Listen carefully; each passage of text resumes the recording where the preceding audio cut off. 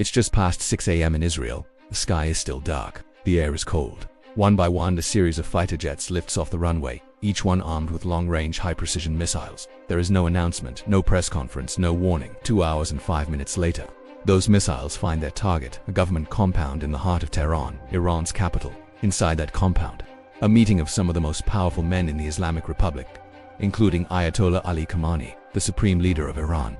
He does not walk out. This is the story of how Iran's supreme leader was killed, how years of tension, covert operations, and geopolitical brinkmanship converged in a single morning, and what the world looks like in the aftermath. To understand what happened that morning, you have to go back decades back. Until 1979, Iran was ruled by Shah Mohammad Reza Pahlavi, an authoritarian monarch, deeply aligned with the United States and the West. He was unpopular at home, seen by many Iranians as a puppet of foreign powers. That all changed in the Iranian Revolution. In 1979, the Shah's regime was overthrown.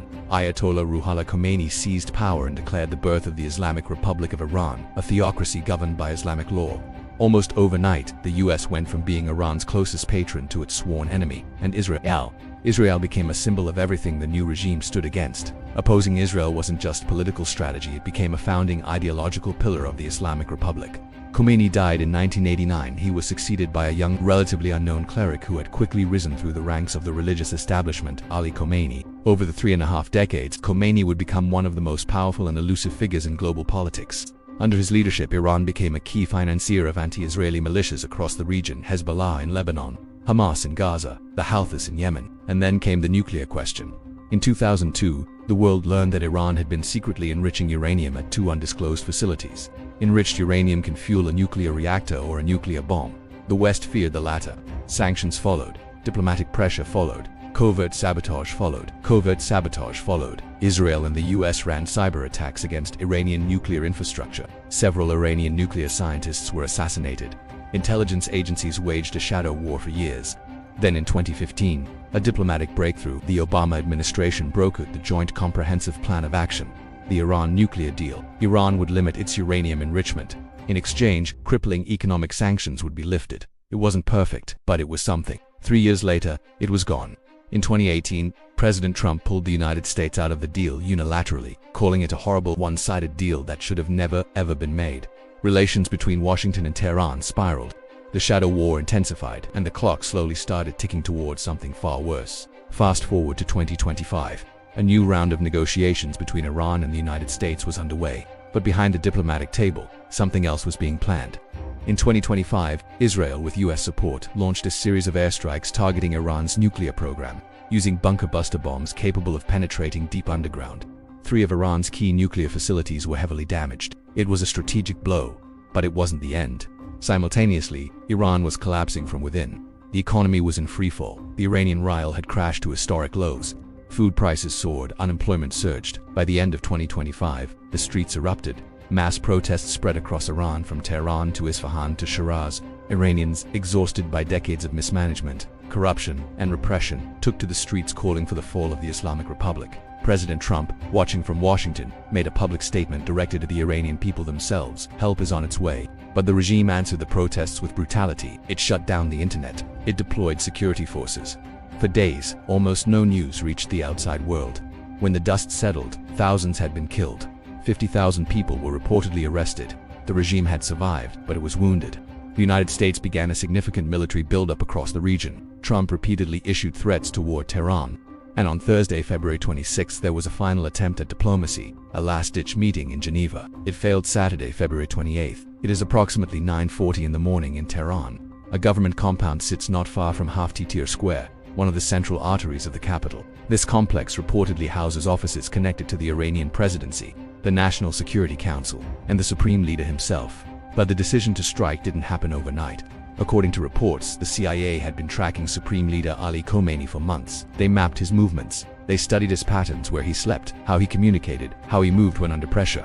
It was meticulous, patient intelligence work. And then they got their break. US and Israeli intelligence confirmed a meeting, a gathering of Iran's top national security officials happening inside this compound on this specific morning. Among them, Khomeini himself. The original plan was to strike at night, under the cover of darkness. But an opportunity this rare, this precise, couldn't wait.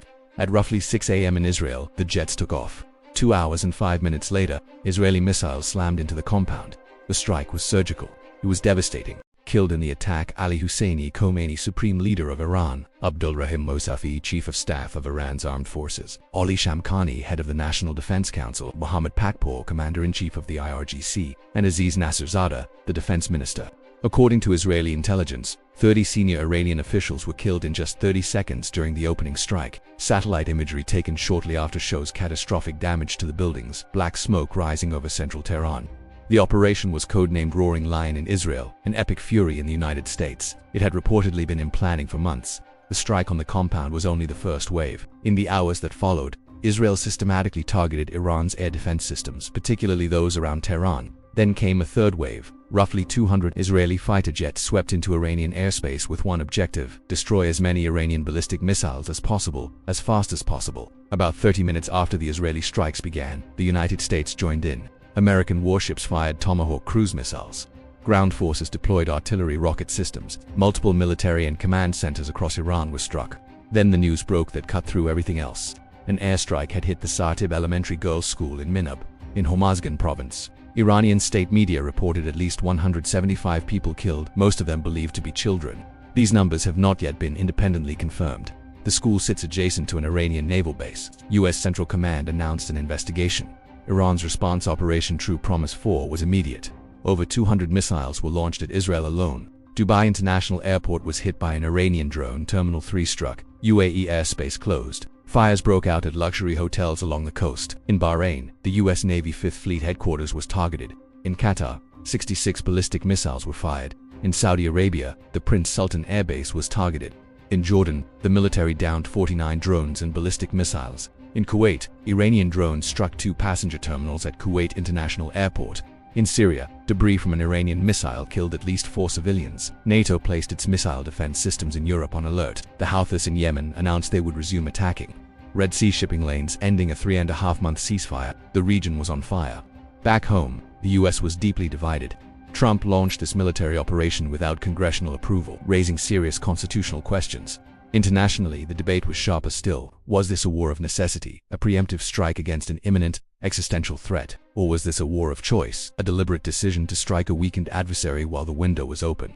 Iran, by most intelligence estimates, was still years away from a functional nuclear weapon, and Iran's ballistic missiles, with a maximum estimated range of 3,000 kilometers, posed a genuine threat to neighboring countries, but not directly to the continental United States. Critics argued that if powerful nations could legally strike any country they perceived as potentially dangerous, the world would descend into perpetual conflict. Under international law, preventive wars of choice are widely considered illegal. Protests erupted across the United States and in cities around the world.